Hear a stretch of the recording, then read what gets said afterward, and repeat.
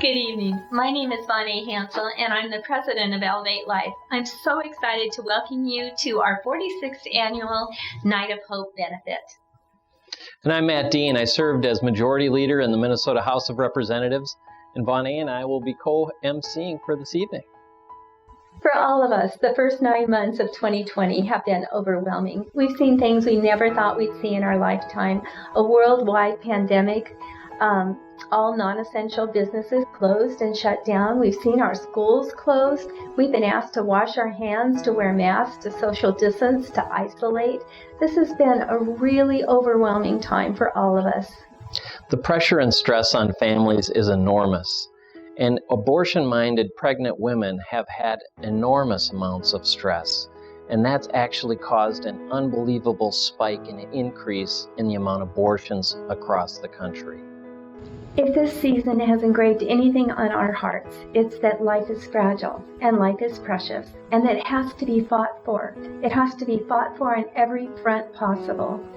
All of our centers have worked really hard to make sure that their doors are open, their lights are on, their phones are manned 24 hours a day, so that any woman who's experiencing an unexpected pregnancy in the midst of this chaotic time can find the hope and help she needs to make a life-affirming decision for her baby.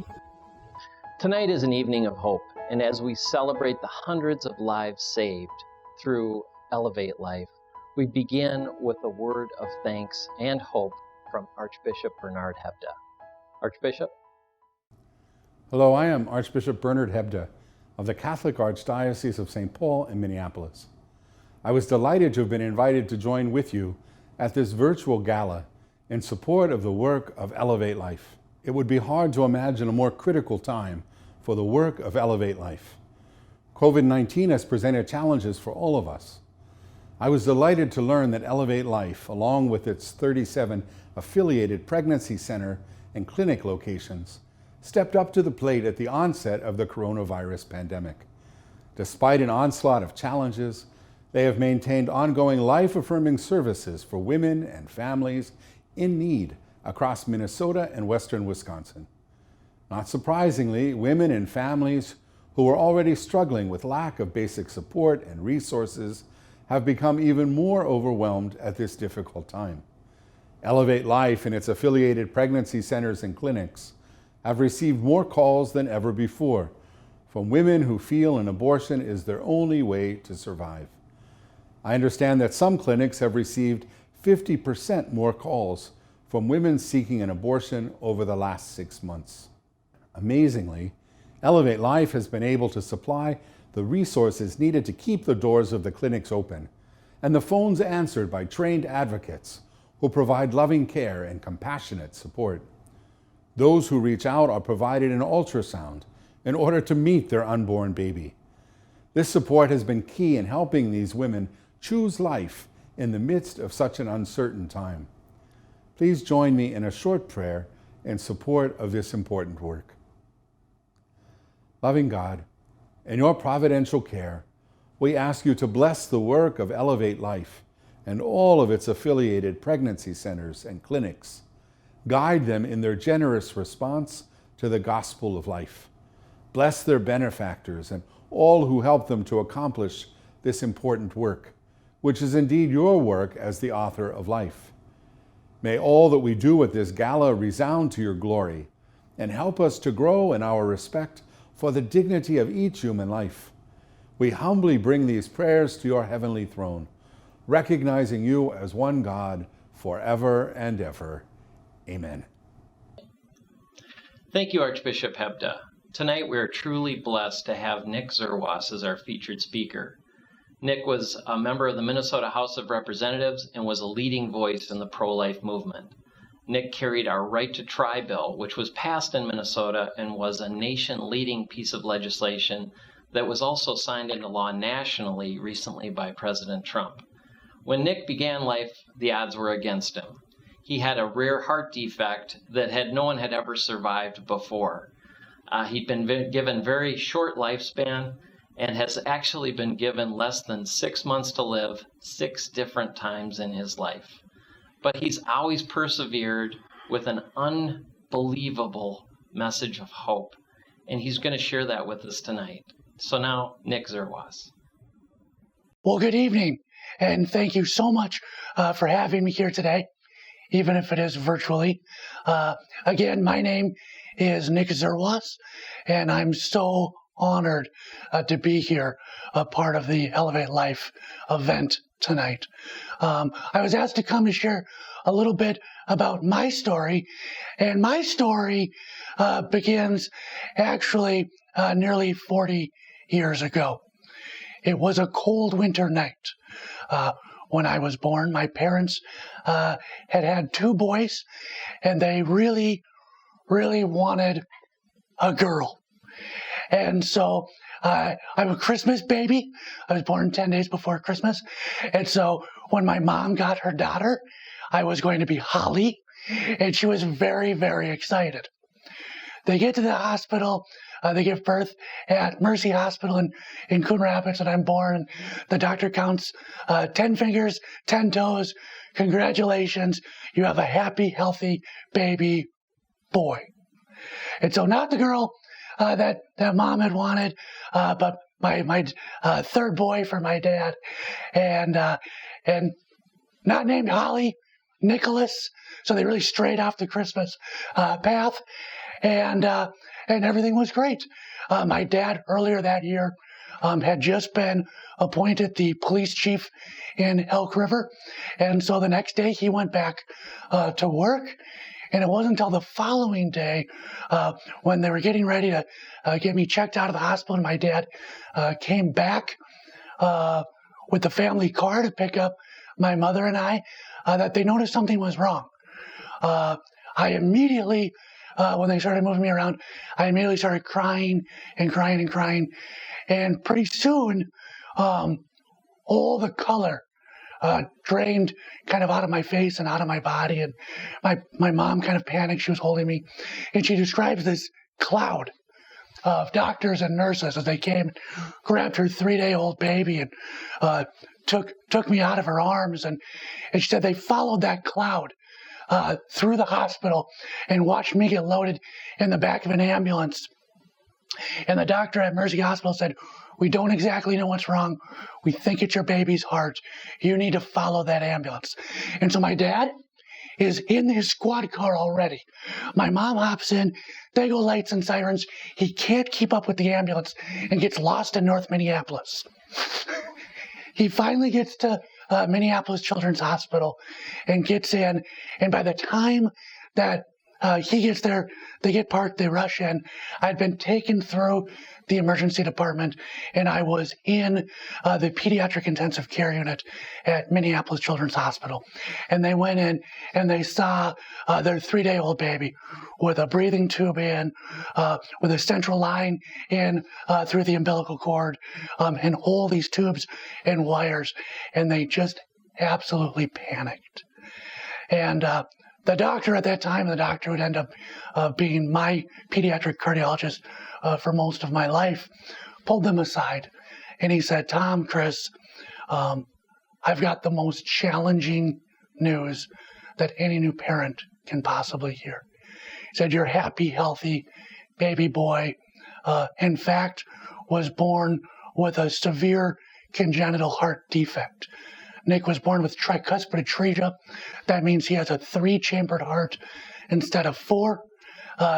In today's scientific world, that means we can do 2 heart surgeries early on, but there's nothing in medical science that we can do to promise you that your child will live longer than 6 or maybe 7 years. You need to take your child home. You need to make the most you can of the time you have with your baby. But just know, no matter what happens, Nick isn't going to be with us as long as he should." And so my parents went back to the bedside and saw their 3-day-old baby laying there. And and they didn't, quite frankly, know what to do. The doctor did warn them. He said, at this point, for parents with this type of diagnosis for a child, 75% of those parents end up divorced within the first 2 years. The stress is just too hard on the family, and it breaks it up. And so my mom said she reached across the crib and grabbed my dad's hands, and they prayed at that moment that no matter what happened and no matter what God had in store for our family and for their new baby, that they would tackle this issue together, head on, as a family, through prayer and Christ's love. And so I had my first open heart surgery at 2 months old.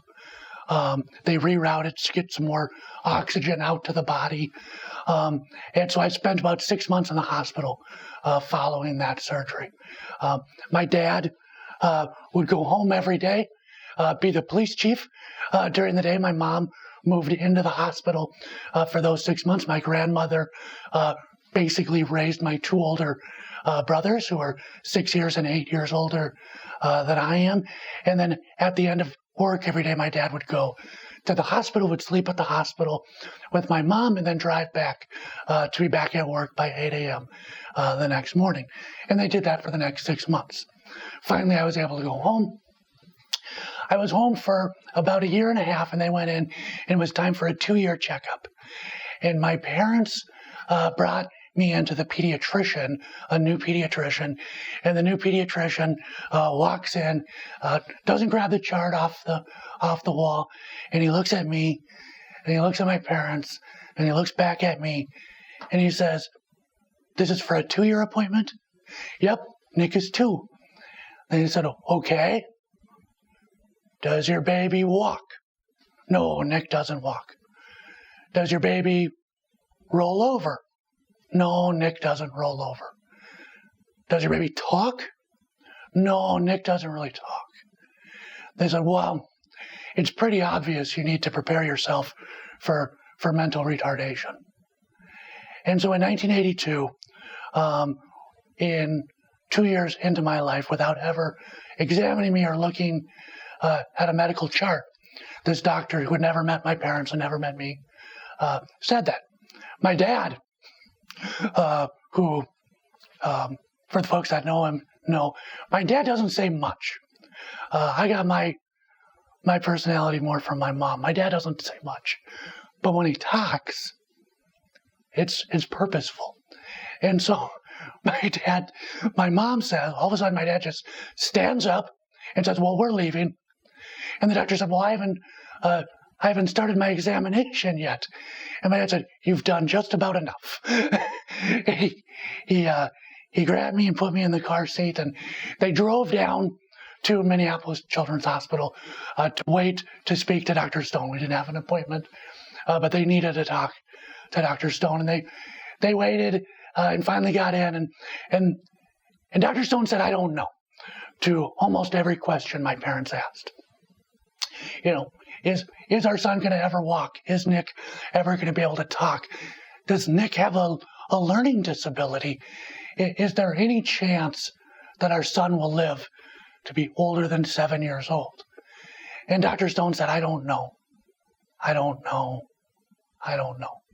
Yeah, but the one thing I know is clearly not enough oxygen is getting out to Nick's body yet, and so we need to move ahead with the second open heart surgery. And so I had my second surgery at 2 years old. I spent about 4 months in the hospital recovering after that surgery.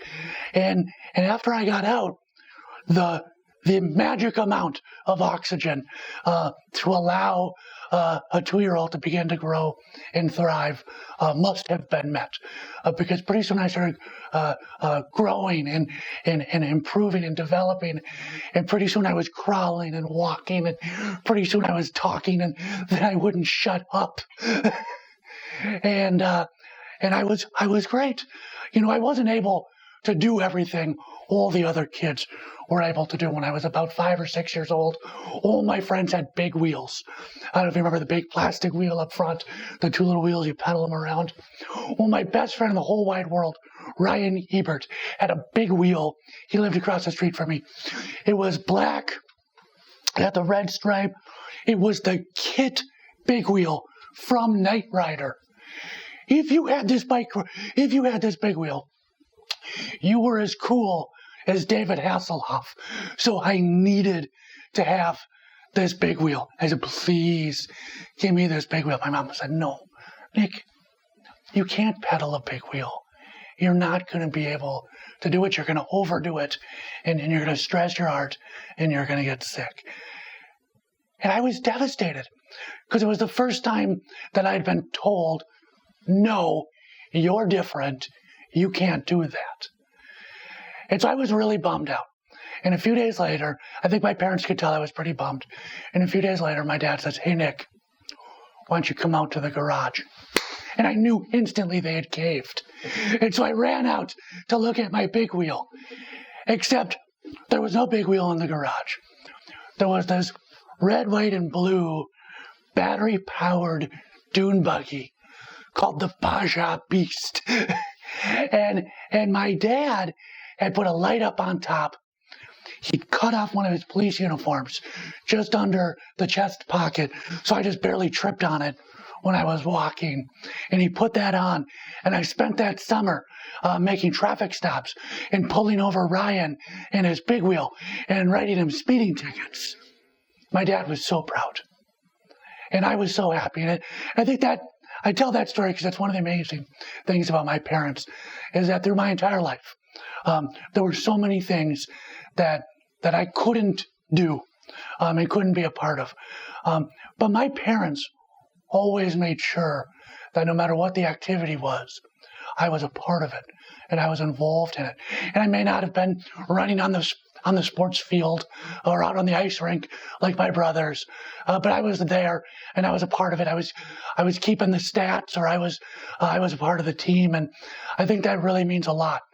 Growing up and helping kids make friends. And so when I was about 7 years old, it was pretty obvious that I was pretty sick. It got to the point where I couldn't walk up a flight of stairs. I couldn't walk across the street. And so we went to the doctor, and they did all the tests, and Dr. Stone sat down and he said, Tom, Chris, I told you before that Nick would probably live to be 6, maybe 7 years old. Nick is 7. And this is kind of the life trajectory that we see. And that's kind of the prognosis for Nick. And my parents said, well, is there anything we can try? Is there anything that we can do? We need a miracle, Dr. Stone. And Dr. Stone said, well, there's a surgery. It's called the Fontan procedure. We've done it one other time in Minnesota last year on a 6-year-old girl from Duluth, but she didn't survive the surgery. It would be your son's only hope. And they said, well, what are the odds? Give us some odds of success. And Dr. Stone said there's an 80% chance that your son will not survive the surgery and that it will not work. And so my parents did what the parents of any, I think, sick child would do that have, just a few months left to live and kind of this experimental surgery on the horizon. We went to Disney World. I saw Mickey and Minnie and Donald Duck and Goofy. And if you've been to Disney World, you can't walk 3 feet without stubbing your toe on a wishing well. And so I kept telling my dad, give me a quarter, I got a wish. Give me a quarter, I got a wish. And my dad kept saying, pennies work, Nick. Pennies work, you can throw a penny. No, Dad, it's a big wish. And so I'm throwing quarters in the fountain. And we're flying back to Minnesota after the week in the Magic Kingdom. And my dad said, Nick, do you got something on your mind? Do you have a big wish? And I said, well, how could you tell? He goes, well, I got $20 in wishing wells in Disney World. I figure you got something on your mind. And I said, yeah, Dad, there's something I want so bad. And I'll never forget this. My dad looks at me, we're on the plane. My dad looks at me and he goes, your mother and I will buy you anything you want. What do you want? And I said, I want to feel good. I want to be able to go out and run and play. I want to be able to walk back over to Ryan's house and play. I want to be able to ride a bike. There's a lot of stuff I want to do that I just can't do. And so we landed in Minneapolis. We drove to Minneapolis Children's Hospital, and they admitted me that day. And a week later, I had the Vaunae surgery. They open up your chest, they redirect the blood flow. They make the right atrium, which isn't meant to pump blood other than just down to your right ventricle, which I was born without. They made that right atrium do the pumping for the whole side. And so I woke up, and I'll never forget being in the ICU. The breathing tube was still down my throat. My mom was on this side. My dad was on this side of me. I couldn't speak because I was still intubated. And my mom, her dad had my hand up in front of my face, and my mom was digging through her purse and had her makeup compact and held the mirror up to my face. And I looked at my fingernails, and I looked at myself in the mirror, and tears just started streaming down my cheeks at 7 years old. For the first time in my life, my lips were red. They weren't purple. My fingernails were pink. They weren't blue. I looked like a happy, healthy, normal kid. And at that point, I knew I was going to be okay. Now, they pulled the breathing tube out, and they said, "How do you feel?" And I said, "Great." And they said, "Well, how do you feel?" And I said, "Great." And my dad goes, "What the heck's wrong with his voice?" And it turned out during the surgery, they bumped a socket of nerves in my chest. And in bumping that socket of nerves in my chest paralyzed my right vocal cord. That's why I sound a little softer. It's why I sound like Mickey Mouse got kicked in the groin. But we pushed through that. And I think it's one of the things for me in the trajectory of my life is interesting, because it's one of the first things that people notice about me. And it's one of the ways that when I speak to folks, or when I served in the legislature, when I start talking, everybody else quiets down to hear what I have to say, which has been a pretty interesting tool and experience through my life. My wife likes it because I never, ever try to win an argument. She just talks over me. So it keeps peace at home. I ended up going through middle school and junior high school, middle school and high school. During that time period, I ended up having 3 more pretty significant open heart surgeries where they reconstructed my heart. Following high school, I graduated from Hamlin University, went on to work at the sheriff's office in their crime lab, ran the Anoka County Sheriff's Office crime lab for 5 years, served on the Elk River City Council, which was always a dream of mine, because my dad, being the police chief in Elk River, the only one that could ever tell him what to do was the mayor and the city council members. And so I figured finally I could tell my dad what to do. Then he retired right before I got in office. So still haven't been able to tell him what to do. After that, I ended up running for and being elected to the Minnesota House of Representatives. I served 4 terms in the Minnesota House. And during that time, one of the things that I worked on was right to try. And I think of the right to try movement and the right to try bill because it's centered around my priorities of and beliefs of life and what life means from conception to natural death.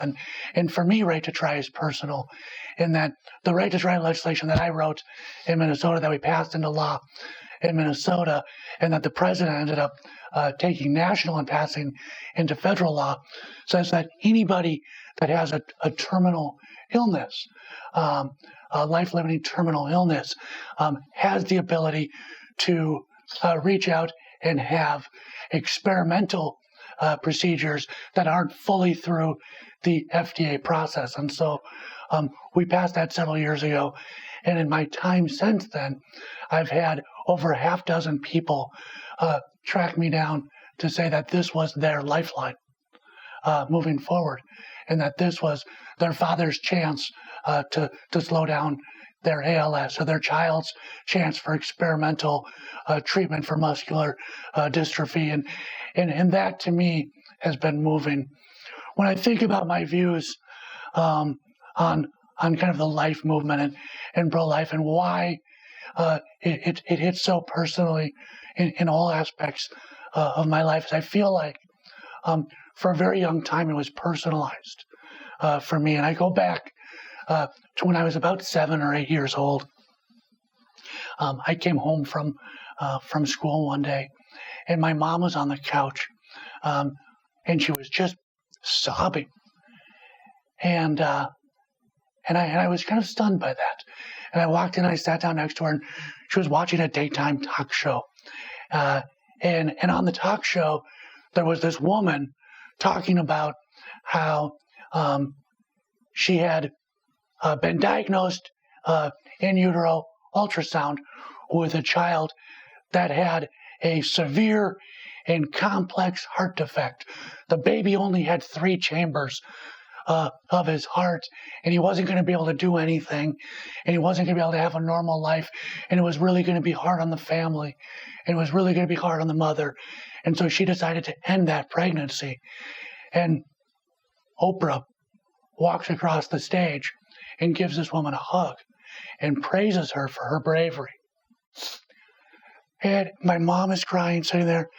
And I said, "Mom, did that baby have what I had?" And she said, I think so, Nick, yes. And I said, "But I just got done playing. My life is normal." And she said, "I know." She put her arm around me.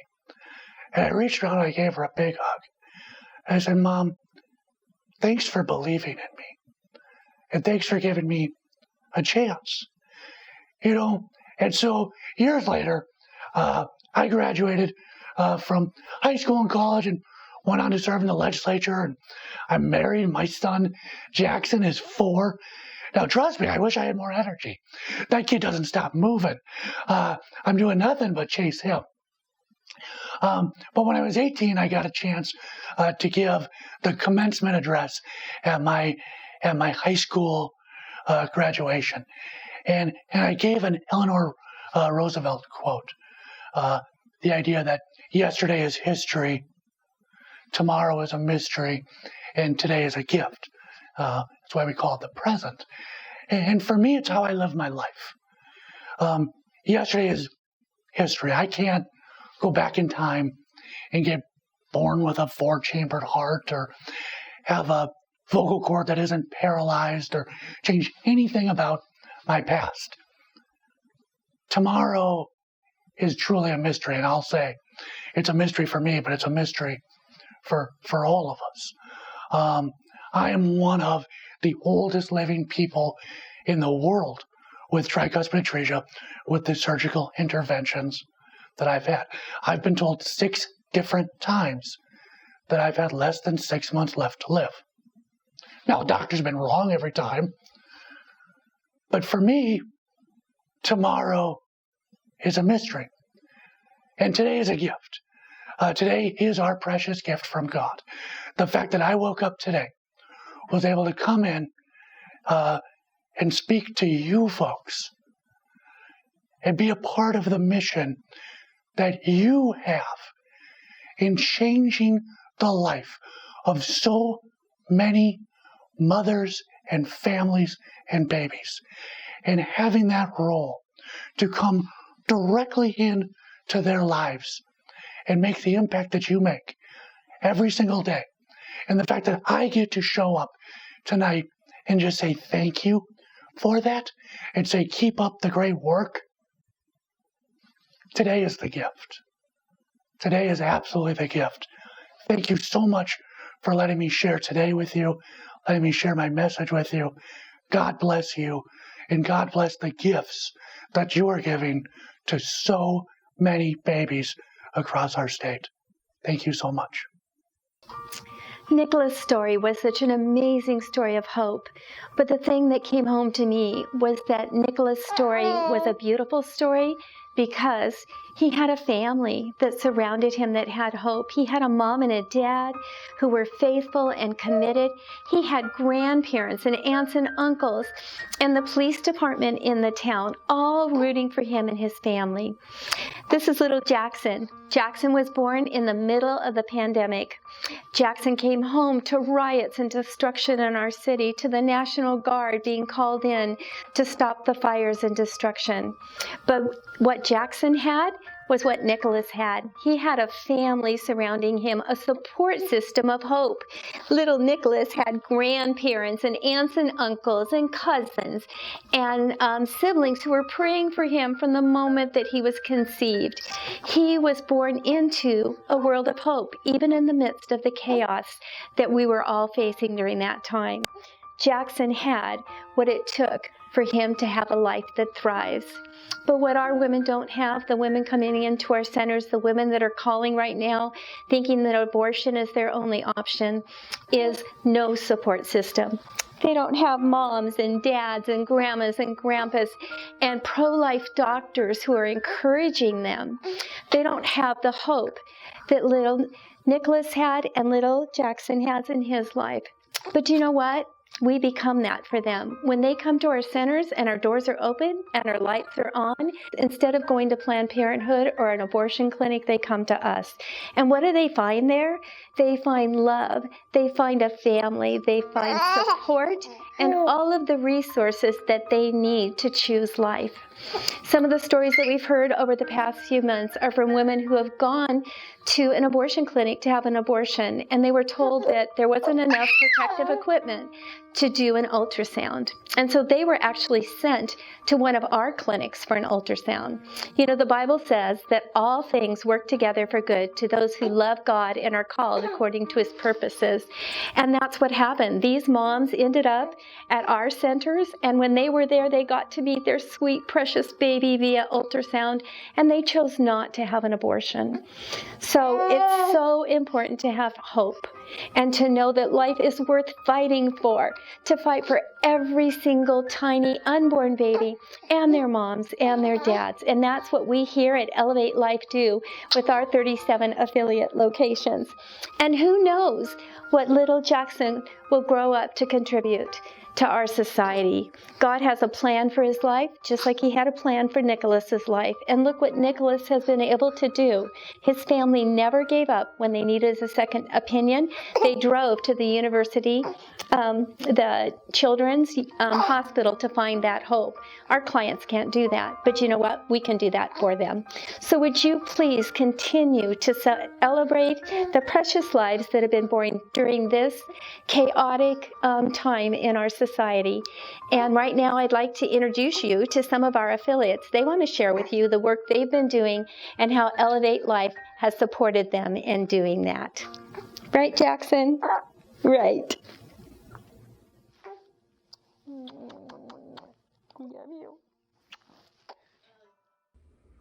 Hi, we're checking in from Options for Women, Menominee, Wisconsin. And we want to let you know that we've been as busy as usual. We moved in March from our original location to a brand new location. We are pleased to say that we are continuing to meet the needs of our families in our local community and providing them with parenting education. And we're blessed to be here, so thanks for your support. We also adapted to texting out our intake forms and even offered drive-up pregnancy tests at one point. We used curbside pickup and delivery. We also transitioned our education program to a virtual platform so that our mamas could continue to learn and earn the things that they need. Like our affiliate centers, we felt the discomfort of uncertainty. We faced challenges that have been just too big to imagine handling on our own. And we've taken advantage of, I guess you could say, unique opportunities. I actually feel like we've done the impossible during a pandemic. We experienced a 25% increase in client appointments. We expanded our hours. We're looking to hire 2, possibly 3 new staff. The need hasn't gone away, so neither have we. We've celebrated 14 births since March, and we've been committed to remaining steadfast in providing our essential services. We just had a mom who left the abortion clinic in December, who gave birth to a son at the end of July, and we are thrilled to be able to support her through her journey. And we also had a mom who changed her mind from abortion to choose life, who just invited us to her son's first birthday party last weekend. So we're able to do great work thanks to the help from Elevate Life. Thank you for your support. But it didn't take long. Once we were able to start offering those medical appointments in person again for people to book them, that's when we really saw how much uncertainty there was out there for those in the Valley of Decision. We really saw how God uses the power of ultrasound to really show the reality of life. My day was made one day early morning last week when I received a text from somebody connected to the ministry. And I looked down to see a picture of a beautiful newborn baby. This little peanut was born to a mama who had come to our center earlier considering abortion, but after meeting with our staff and being introduced to this baby by ultrasound for the first time, chose life. And we are just so honored and thrilled that we are able to be and continue to be a part of her story. Hello, this is Catherine at Woodbury Options for Women. So excited to be able to be here to serve during COVID-19 as an essential service. Thank you, Elevate Life, for what you do to help us and support us. Great story, a young couple married with a toddler and found themselves unexpectedly pregnant and came into our center, found us. They came in very forlorn and sad, expecting that abortion would be their only choice right now. They didn't have the financial wherewithal to support another baby, they thought. Upon meeting with our nurse and our client advocate, they realized, wow, we didn't know there were places like this that existed. Really? We can keep our baby. They were so thrilled, filled with gratitude and joy when they left our center. Such a different couple from the time they walked in until they left. So thank you, Elevate Life, for all you do to support us. I had several kind of life-affirming stories that I was prepared to share and could share with you tonight. But I think the real life-affirming story begins with a decision that was made back in 2014. Our founding board signed an affiliate agreement with TLC Options for Women, now Elevate Life. That decision has made us who we are today. We are who we are because of the mission of Elevate Life and the vision of Vaunae. We're saving lives and empowering women because Elevate Life has taught us standards of practice and best practices. We are equipping parents and restoring families because Elevate Life provides us with collaboration, networking, and training opportunities that we wouldn't otherwise have access to. We have endured and even prospered during a pandemic because Elevate Life takes a proactive approach in equipping us and preparing us to deal with the dynamic nature of pro-life work. They have remained steadfast in their commitment to us, and they have stayed by our side during a time when so many other organizations have closed their doors. The real inspirational pro-life story is the story of Elevate Life, because without them doing what they do, we couldn't be who we are today. So I want to thank you for supporting Elevate Life. We are all stronger together. We here at Elevate Life are committed to continuing to moving forward, to being more innovative and stronger with every year. We've been so excited to add another center in Redwood Falls this year. We're in the process right now with an application for a center in Lake Superior. So we're growing. And in the next 2 years, we really see ourselves, our desires to grow out into the heartland. So moving into Illinois and Ohio and other states that I visited that don't have the kind of in-state affiliation that provides the unity, the strength, the innovation, and the best practices that we have here in Minnesota.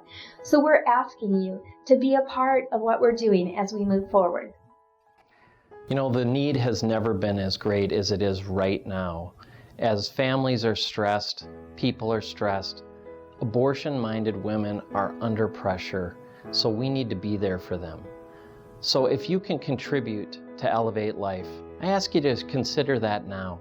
Please give generously. And if you can, do it over the phone today. Get your credit card out.